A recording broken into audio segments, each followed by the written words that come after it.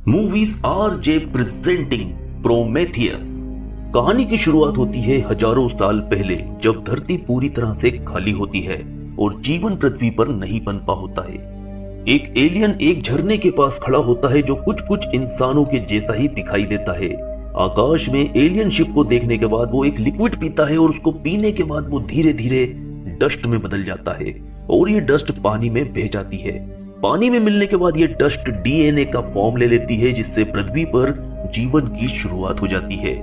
इसके बाद अगले सीन में दिखाया जाता है कि 35,000 साल बीत चुके हैं और साल 2091 चल रहा है और कुछ वैज्ञानिक गुफाओं में कुछ खोज रहे होते हैं। तभी उन्हें गुफा की दीवार पर एक ड्राइंग बनी हुई मिलती है। उस ड्राइंग में एक आदमी सितारों की ओर इशारा करता हुआ दिखाई देता है और इस ड्राइंग को देखने के बाद वो सभी बहुत एक्साइटेड हो जाते हैं। उनके एक्साइटमेंट का कारण ये भी था कि ऐसी ही ड्राइंग दुनिया भर में और भी कई जगह पर उनको मिल चुकी थी, लेकिन इन साइट्स में हजारों किलोमीटर की दूरी थी और 30-35 हजार साल पहले ना तो एरोप्लेन था, ना ही ऐसा कुछ और जरिया था। वो हैरान थे कि हर जगह इतनी दूरी के बाद भी हमें ऐसी ही ड्राइंग क्यों मिलती है।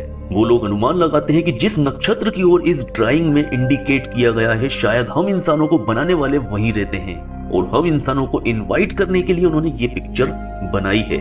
अगले सीन में दिखाया जाता है कि 17 लोगों की एक टीम स्पेसशिप में बैठकर इसी नक्षत्र के लिए रवाना होती है।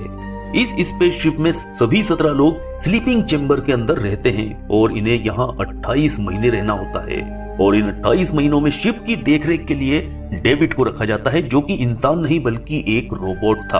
अब 28 महीने की लंबी यात्रा के बाद स्लीपिंग चेंबर से एक एक करके सबको उठाया जाता है, क्योंकि वो अपनी मंजिल पर पहुंच गए होते हैं।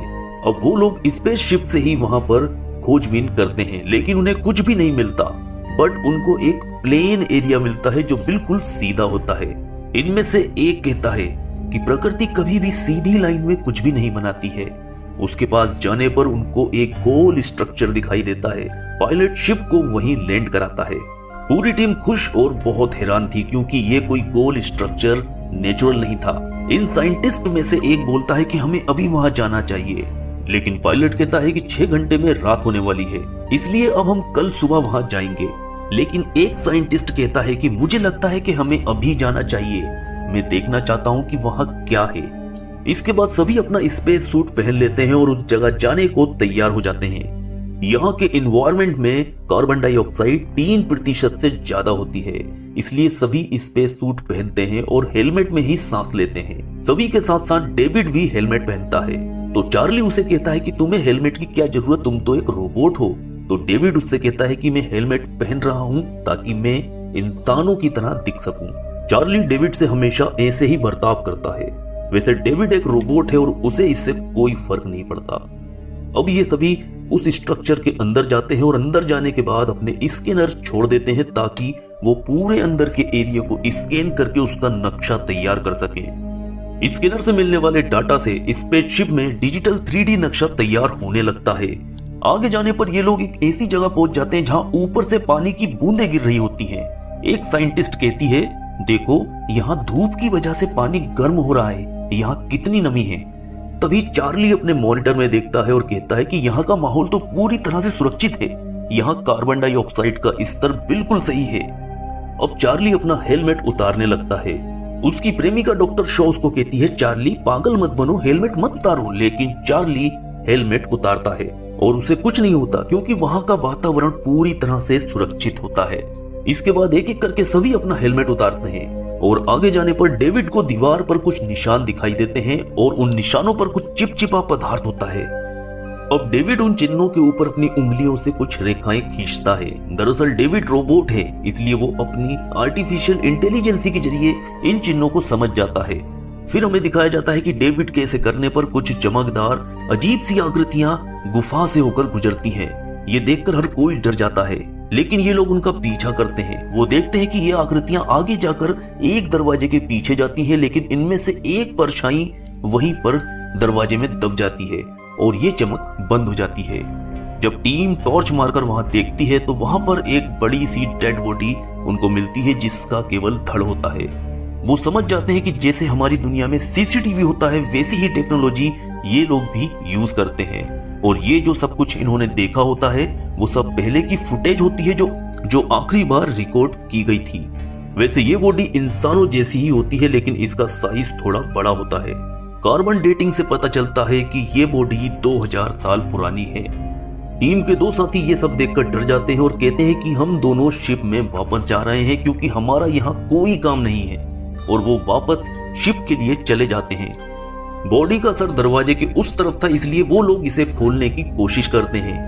तभी डेविड दीवार पर कुछ सिंबल को देखता है और उन पर अपनी उंगलियां टच करता है और दरवाजा खुल जाता है। दरवाजे के पीछे इस बॉडी का सर पड़ा होता है और यहाँ पर इंसान के चेहरे की एक बहुत बड़ी मूर्ति बनी होती है। पूरे कमरे में सिलेंडर शेप के बॉक्स भरे होते हैं और कमरे की छत पर पेंटिंग बनी होती है। डॉक्टर शॉ देखती है कि पेंटिंग चेंज होने लगी थी।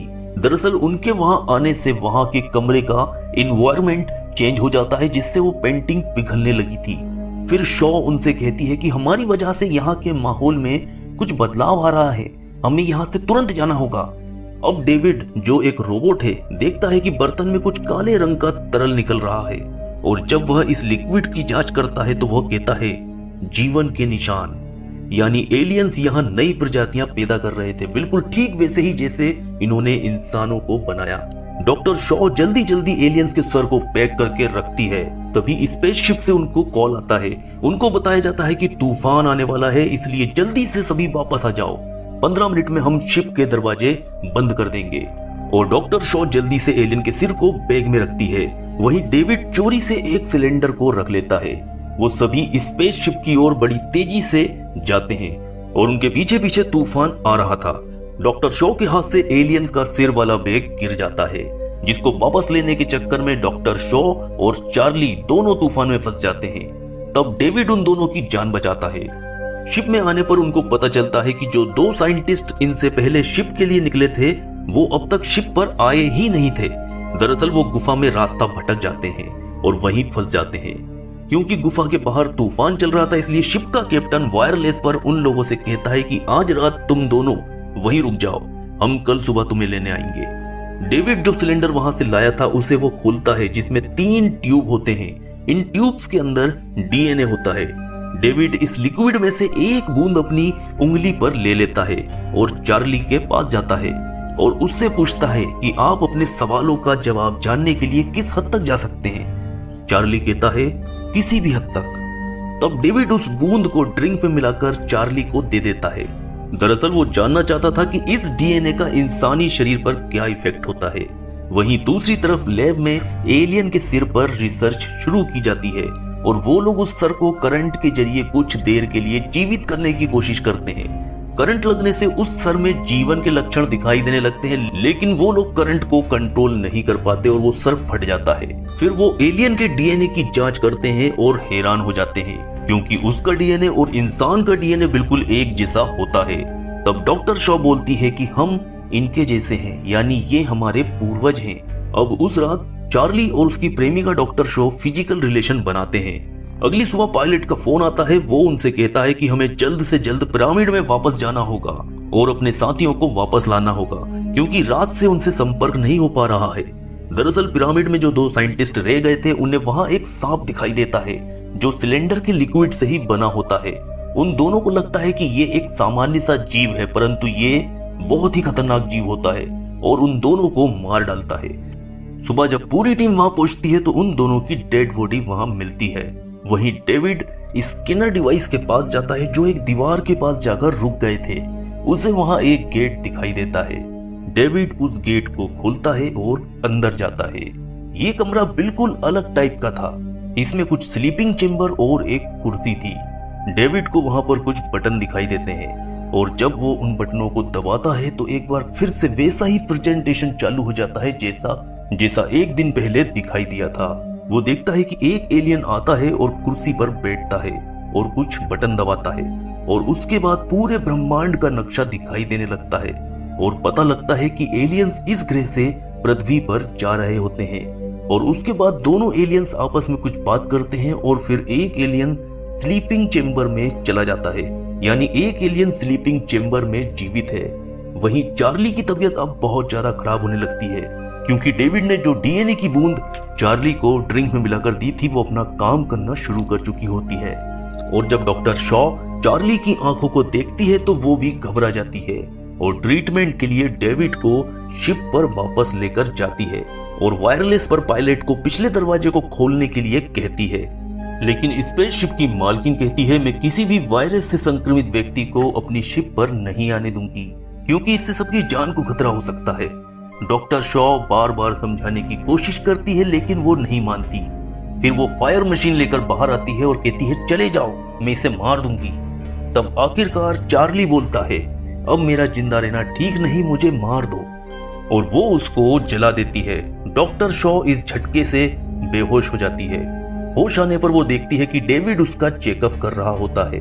डेविड उसे बताता है कि आप प्रेग्नेंट हैं, आप मां बनने वाली हो, और बताता है कि आपके पेट में 3 महीने का बच्चा है। डॉक्टर शॉ डेविड से कहती है, ये नामुमकिन है, मैं प्रेग्नेंट नहीं हो सकती। दरअसल डॉक्टर शॉ को कुछ मेडिकल प्रॉब्लम थी और वो कभी भी मां नहीं बन सकती थी। डेविड पूछता है, क्या आपने चार्ली के साथ संबंध बनाए? जिस पर डॉक्टर शॉ कहती है, हाँ, लेकिन 10 घंटे पहले।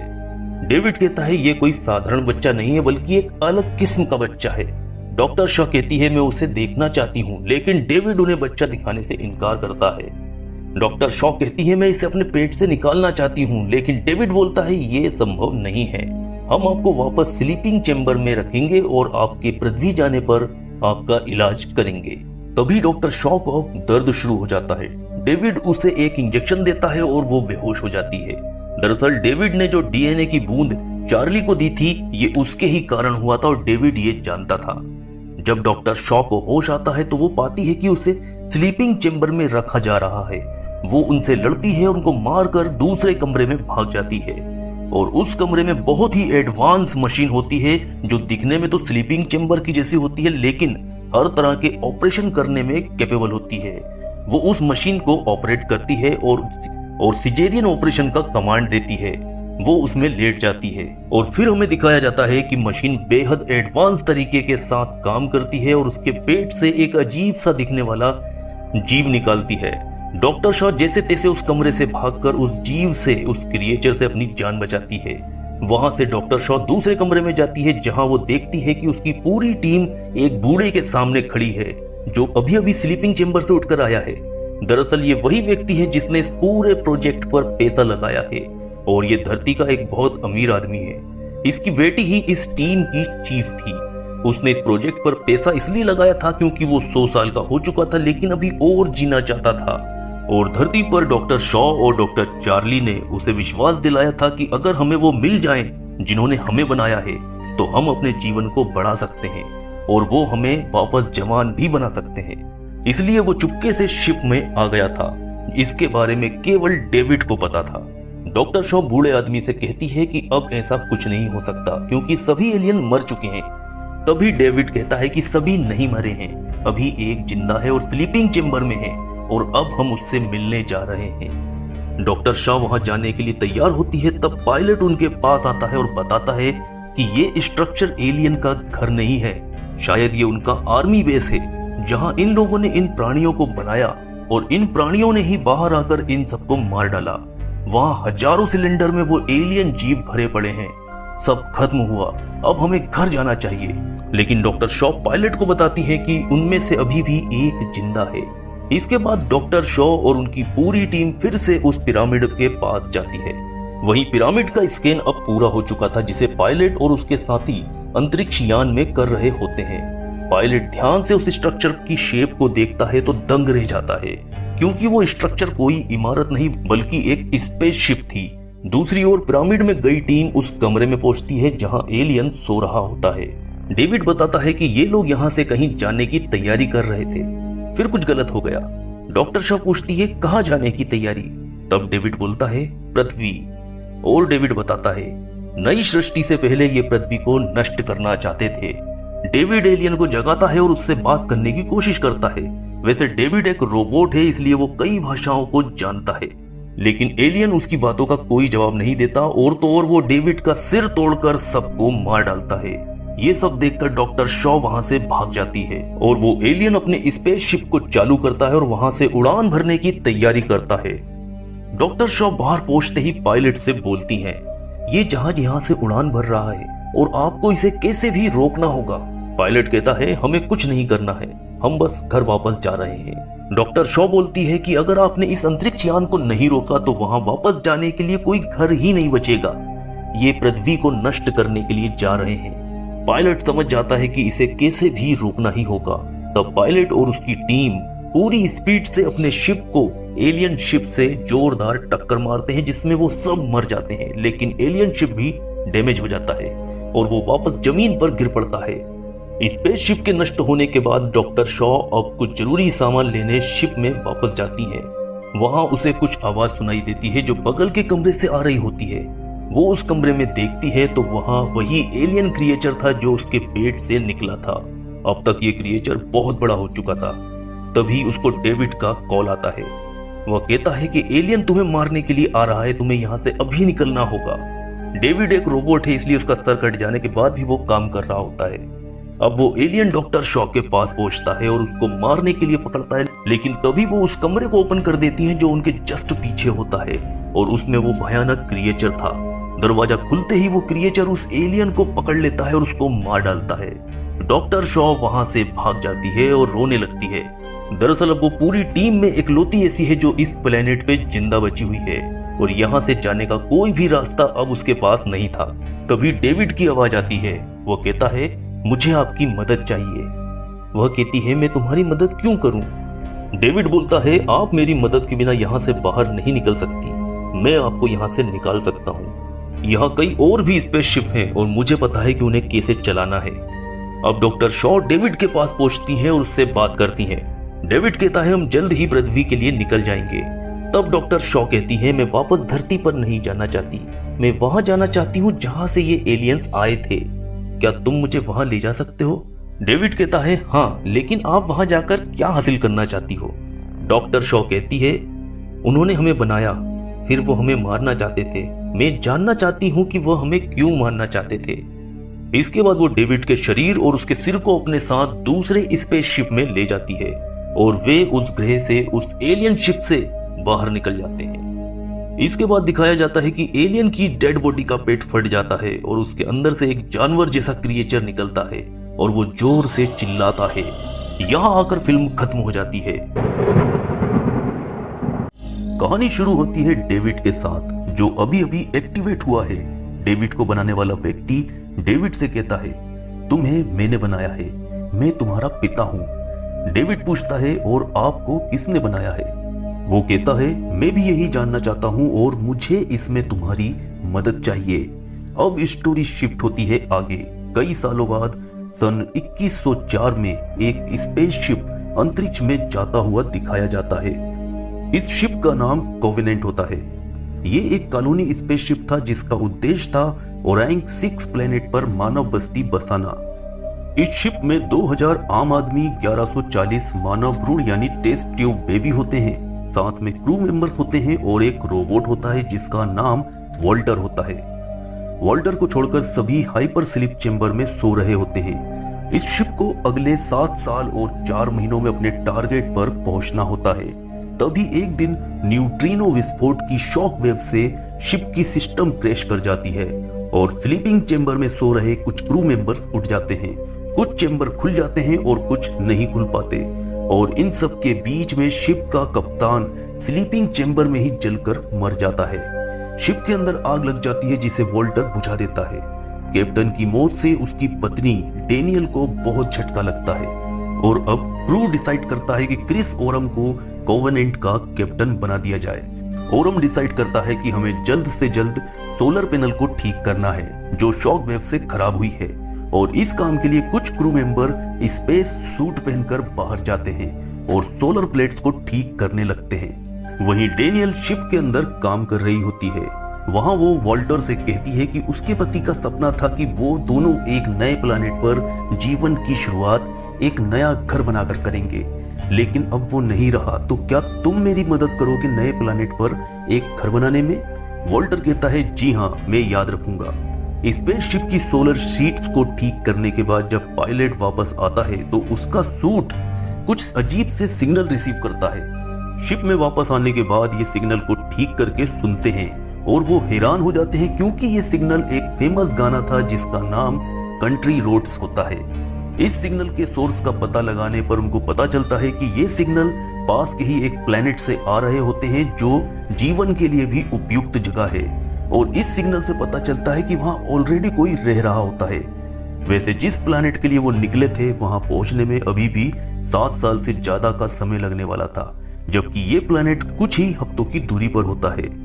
ओरम को ये प्लेनेट मानव बस्ती के लिए सही लगता है। साथ ही पहले वाले कैप्टन के जिंदा जल जाने के बाद से कोई भी crew member hyper sleep chamber में जाने को तैयार नहीं था, लेकिन डेनियल इसका विरोध करती है। लेकिन कैप्टन ओरम उसकी बात को नजरअंदाज कर देता है और अपनी टीम के साथ उस प्लेनेट की जांच करने का फैसला लेता है। अब इस प्लेनेट के पास आने पर कोवेनेंट शिप पर पायलट के साथ 2 लोग रुकते हैं, बाकी सभी ड्रॉप शिप के साथ इस प्लेनेट पर जाते हैं। घनघोर बादलों को चीरते हुए ड्रॉप शिप प्लेनेट पर लैंड करता है। टीम बाहर जाती है। प्लेनेट पर काफी हरियाली, शुद्ध पानी होता है। उनको वहां गेहूं की फसल भी मिलती है, लेकिन कहीं भी जीवन का प्रमाण नहीं मिलता। एक मक्खी भी नहीं दिखाई देती। तब वो उस जगह के लिए निकलते हैं जहां से उनको सिग्नल मिला था। इनमें से 2 मिट्टी के सैंपल लेने के लिए वहीं रुक जाते हैं। थोड़ी देर बाद उनमें से एक टॉयलेट के लिए जाता है जहां माइक्रोबैक्टीरिया उसके कान में घुसकर वहां से उसकी बॉडी में चला जाता है। बाकी की टीम सिग्नल का पीछा करते करते एक एलियन शिप के पास पहुंचती है जहां उनको एक आईडी कार्ड मिलता है। ये कार्ड था डॉक्टर शॉ का। वॉल्टर बताता है डॉक्टर एलिजाबेथ शॉ प्रोमेथियस की चीफ साइंटिस्ट थी और 10 साल पहले उनका शिप लापता हो गया था। डेनियल कहती है आखिर ये यहाँ पहुंची कैसे। अब दिखाया जाता है कि टीम उस एलियन शिप में आगे बढ़ती है और उनको सिग्नल भेजने का सोर्स भी मिल जाता है। यहाँ उनको कुछ बटन दिखाई देते हैं जिनमें से एक बटन दबाते ही एक्स-रे प्रेजेंटेशन रिकॉर्डिंग शुरू हो जाती है, जिसमें डॉक्टर शॉ कुर्सी पर बैठे नजर आती है। दरअसल इस शिप को इस कुर्सी पर बैठकर ही चलाया जाता है। वहीं टॉयलेट जाने वाले व्यक्ति की तबीयत खराब होने लगती है। उसके साथ रुकी लेडी उसे ड्रॉप शिप में लेकर जाती है और बाकी की टीम को भी बताती है कि हम ड्रॉप शिप पर जा रहे हैं। इसकी तबीयत बहुत खराब हो गई है। ड्रॉप शिप में एक लेडी पायलट होती है। वो इन दोनों को मेडिकल रूम में पहुंचाती है। अब तक उसकी तबीयत बहुत ज्यादा खराब हो चुकी थी। उसकी पीठ में से नुकीले कांटे निकलने लगते हैं। ये देखकर ड्रॉप शिप पायलट डर जाती है और रूम के बाहर जाती है और दरवाजे को लॉक कर देती है। पहली महिला कहती है मुझे बाहर निकालो। पायलट कहती है नहीं निकाल सकती, नहीं तो इन्फेक्शन फैल जाएगा। पायलट बाकी की टीम को कॉल करती है और जल्दी आने के लिए कहती है। वहीं मेडिकल रूम में उस आदमी के शरीर को चीरकर एक क्रिएचर बाहर आता है। ये क्रिएचर बहुत शक्तिशाली होता है और वो उस महिला को भी मार डालता है जो उस कमरे में बंद थी। अब ये क्रिएचर मेडिकल रूम का कांच तोड़कर बाहर आता है और पायलट पर हमला करता है। पायलट उस पर फायरिंग करती है, लेकिन एक गोली शिप के सिलेंडर में लग जाती है और पूरा शिप फट जाता है। वहीं बाकी टीम में भी एक आदमी एलियन शिप में इन्फेक्टेड हो जाता है और उसके शरीर में से भी एक जानवर निकलता है। बाकी की टीम उसको मारने के लिए बंदूक तान लेती है, लेकिन वो तुरंत ही जंगल में भाग जाता है। पूरी टीम कुछ समझ पाए उसके पहले ही वो एलियन वापस आता है और टीम पर हमला करता है। वॉल्टर डेनियल को बचाता है, जिसमें एलियन उसका एक हाथ की कलाई काट देता है। बाकी टीम उस पर फायरिंग करती है, लेकिन वो फिर से भाग जाता है। थोड़ी देर में वो एक बार फिर हमला करता है। तभी आसमान में कुछ फटता है और तेज रोशनी होती है। एक नकाबपोश व्यक्ति आता है और इन सबसे कहता है मेरे साथ चलो। सभी उसके पीछे पीछे जाते हैं। अनगिनत लाशों से भरे मैदान से होते हुए ये सभी एक मंदिर में पहुंचते हैं, जहां नकाबपोश उनको अपना परिचय देता है। वो बताता है कि मैं डेविड हूँ। डेविड भी एक रोबोट है जो डॉक्टर शॉ और उनकी टीम के साथ प्रोमेथियस अंतरिक्ष यान में था। डेविड बताता है कि 10 साल पहले डॉक्टर शॉ और मैं इस प्लैनेट पर आए थे, तब हमारे शिप में कुछ घातक बैक्टीरिया भी थे और एक्सीडेंटली हमारा शिप क्रैश हो गया, जिसमें डॉक्टर शॉ मारी गई और ये बैक्टीरिया सभी जगह फैल गया, जिसका रिजल्ट आप सभी देख चुके हैं। वो बताता है बैक्टीरिया वनस्पति को छोड़कर सभी पर हमला करती है और पिछले 10 साल से मैं इस प्लैनेट पर फंसा हुआ हूँ। अब कमरे से जाते जाते डेविड वॉल्टर को भाई कहता है, क्योंकि ये दोनों ही रोबोट हैं और इनकी शक्ल भी एक जैसी होती है। वॉल्टर डेविड के पास जाता है और दोनों एक दूसरे से बातचीत करते हैं। डेविड वॉल्टर को बताता है कि हमें बनाने वाले से मैं मिला हूँ। वो एक इंसान था और अपनी ही रचना से कमजोर भी। डेविड की बातों से लगता है कि वो खुद को इंसानों से अलग और बेहतर मानता है। वोल्टर डेविड से कहता है, आप अपने बारे में ज्यादा सोचते हैं, इसलिए मनुष्यों ने अब ऐसे रोबोट बनाने चालू कर दिए हैं जो कम कॉम्प्लिकेटेड हो। डेविड कहता है, यानी ज्यादा गुलाम। डेविड वोल्टर को वहां से दूसरी जगह लेकर जाता है जहां उसने डॉक्टर शॉ को दफनाया था। डेविड मन ही मन याद करता है कि जब वो इस ग्रह पर आया था तब इस ग्रह के लोगों को लगा कि अपने लोग आ गए हैं, लेकिन उसने स्पेसशिप के गेट को खोलकर इन जीवों से भरे हजारों सिलेंडर इस ग्रह पर छोड़ दिए और फिर सभी लोगों को मार डाला। पूरी बस्ती नष्ट हो गई। इसके बाद डेविड वोल्टर को बताता है कि डॉक्टर शॉ बहुत दयालु थी, उसने मुझे ठीक किया और मैं उसे पसंद करता था, जैसे तुम डेनियल को पसंद करते हो। वोल्टर कहता है कि यह पॉसिबल नहीं है। इस पर डेविड कहता है, तो फिर तुमने उसकी जान बचाने के लिए अपना हाथ क्यों खो दिया? ये प्यार नहीं तो क्या है? वोल्टर बोलता है कि यह मेरा कर्तव्य था। वहीं अगले सीन में दिखाया जाता है कि टीम का अपनी शिप के साथ संपर्क हो जाता है। वो लोग पायलट को बोलते हैं कि हमें तुम्हारी मदद की जरूरत है, कई लोग मारे जा चुके हैं, जल्दी हमें यहाँ से बाहर निकालो। वहीं दूसरी तरफ एक क्रिएचर टेम्पल के एक कमरे में घुसता है जहां एक लड़की होती है। वो उसको भयानक मौत देता है और उसको खाता है। तभी डेविड वहां आ जाता है। वो उस एलियन क्रिएचर से बात करने की कोशिश करता है, लेकिन कैप्टन ओरम डेविड के पीछे गन लेकर आ जाता है। डेविड उसको शूट करने से मना करता है, लेकिन कैप्टन ओरम उस पर फायरिंग करता है और उस एलियन को मार डालता है और डेविड से बोलता है कि मुझे बताओ आखिर यहाँ चल क्या रहा है।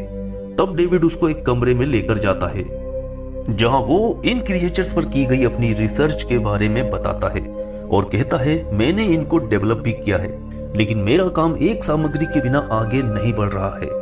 वो कैप्टन ओरम को नीचे के कमरे में लेकर जाता है जहां एलियन क्रिएचर के बड़े बड़े अंडे होते हैं।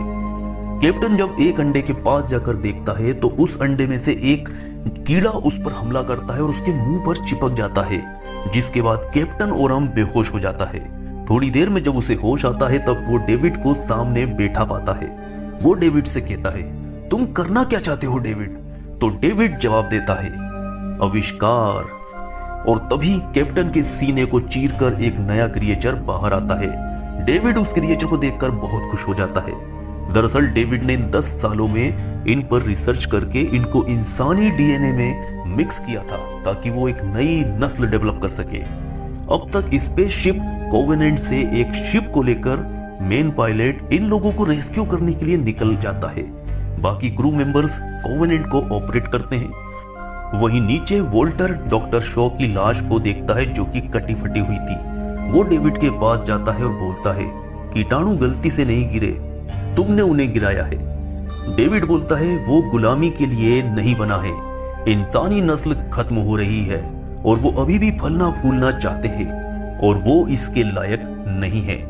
वोल्टर कहता है, लेकिन उन्होंने हमें बनाया है। दरअसल डेविड पूरी मानव जाति को नष्ट करके अपने बनाए हुए क्रिएचरों को फैलाना चाहता था। वोल्टर उसे कहता है कि मैं तुम्हें नहीं जाने दूंगा, तो डेविड उसको धोखे से मारता है। दरअसल डेविड कैसे भी इस प्लेनेट से निकलना चाहता था क्योंकि वो यहाँ आकर फंस गया था, इसलिए वो सिग्नल भेजता रहता था ताकि कोई उसकी मदद के लिए आ जाए। अब तक डेविड के बनाए क्रिएचर एक और आदमी को मार चुके थे और एक को घायल भी कर दिया होता है। अब डेनियल भी डेविड के रिसर्च रूम में आती है और रिसर्च बुक को देखकर समझ जाती है कि डेविड ने ही डॉक्टर शॉ को मारा है। लेकिन तभी डेविड वहां आ जाता है और वो डेनियल को पीटता है, लेकिन वोल्टर आके डेनियल को बचाता है और डेविड का सामना करता है। डेविड वोल्टर से बोलता है, तुम कैसे बच गए? तब वोल्टर बोलता है, तुम्हारे बाद नए मॉडल्स में कई सुधार किए गए हैं और फिर दोनों एक दूसरे से जबरदस्त फाइट करते हैं। अब तक रेस्क्यू शिप आ चुकी होती है जिसमें डेनियल और घायल आदमी बैठते हैं। थोड़ी देर में वोल्टर भी वहां आ जाता है।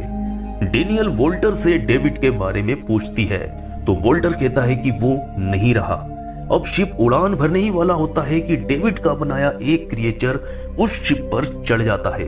डेनियल शिप से बाहर आती है और उस क्रिएचर को क्रेन में फंसाकर फेंक देती है और वो वापस धरती पर गिर जाता है। अब ये चारों कोवेनेंट शिप में आ जाते हैं। डेनियल और बाकी के क्रू मेंबर्स अपने दोस्तों के मरने से काफी दुखी थे। पायलट बताता है कि मैंने कोवेनेंट के सिस्टम को ऑफलाइन किया है, कल सुबह तक वो ऑनलाइन हो जाएगा। अगली सुबह सिस्टम ऑनलाइन होने पर शिप में एक अनजान जीव के होने के बारे में बताता है। डेनियल और पायलट जब मेडिकल रूम में जाते हैं तो उन्हें वहां 2 लाशें दिखाई देती हैं। दरअसल जो आदमी घायल हुआ था वो इन्फेक्टेड हो गया था और वो क्रिएचर उसके अंदर बन चुका था, जो बाहर निकलता है और उसका ट्रीटमेंट करने वाली लड़की को भी मार देता है और फिर वो वहां से निकलकर और भी 2 क्रू मेंबर्स को मार डालता है। अब डेनियल और पायलट उसको मारने के लिए जाते हैं। वो चालाकी से उसको एक एक केबिन से निकालते हुए एग्जिट चेंबर में लेकर जाते हैं और वहां से डेनियल उसको स्पेस में छोड़ देती है, लेकिन वो शिप को पकड़ कर रखता है।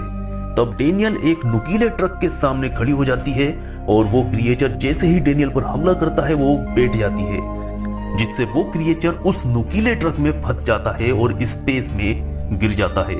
अब सब कुछ सही हो चुका होता है। कोवेनेंट ओराइन 6 की ओर जाता है, जहां पहुंचने में अभी उसे कई साल लगने थे।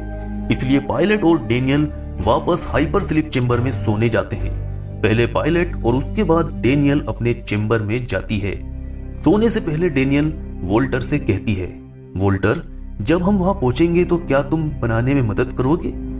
वोल्टर कुछ समझ नहीं पाता। डेनियल आगे बोलती है, लेक के पास वाला केबिन? वोल्टर हल्का सा हाँ करता है। तब डेनियल को पता लगता है कि ये वोल्टर नहीं बल्कि डेविड है, क्योंकि वोल्टर ही जानता था कि डेनियल नए प्लैनेट पर एक नया घर बनाना चाहती है, वो भी लेक के पास। डेविड को ये पता नहीं था। डेनियल स्लीपिंग चेंबर से निकलने की कोशिश भी करती है, लेकिन मशीन उसे गहरी नींद में लेकर चली जाती है। और अब कोवेनेंट पर डेविड का राज था। उसके पास 2000 मनुष्य, कई इंसानी भ्रूण थे, नई नस्ल को तैयार करने के लिए। और फिल्म यहीं पर खत्म हो जाती है। आई होप आपने मूवी का एक्सप्लेनेशन काफी एंजॉय किया होगा। अगर पसंद आया है तो वीडियो को लाइक करना और चैनल को सब्सक्राइब भी कर लेना। Thanks for watching.